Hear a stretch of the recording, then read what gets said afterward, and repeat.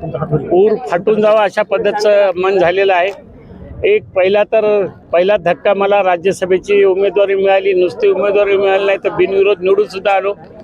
दुसरं जर बघितलं तर आज अतिशय मोठ्या प्रमाणात झिरो फाट्यापासून म्हणजे हिंगोली जिल्हा सुरुवात झाल्यापासून ते आमदार साहेबांच्या घरापर्यंत मध्ये काही लोकांचं आम्हाला घेता सुद्धा आलं नाही सत्कार। एवढं भव्य सत्कार लोकांनी भरभरून प्रेम दिलं, त्याबद्दल मी आपल्यामार्फत सगळ्या जनतेचा आभारी आहे। त्यांचे ऋण व्यक्त करतो की एवढं प्रेम माझ्यावर त्यांनी केलं, मी त्यांच्या ऋणात आहे। मी त्यांना तुमच्यावर आश्वासित करतो की या दिलेल्या पदाचा त्यांच्यासाठी, त्यांच्या उन्नतीसाठी, त्यांच्या विकासासाठी आणि त्या न्याय मिळवण्यासाठी त्या पदाचा मी उपयोग करीन। मला कधीच वाटलं नव्हतं की या राज्यामध्ये आमच्यासारख्या सर्वसामान्य माणसाला देशातील उच्च हाऊसमध्ये बसण्याची संधी मिळेल आणि त्या माध्यमातून आम्हाला या देशाची, या जनतेची सेवा करण्याची संधी उपलब्ध करून दिली।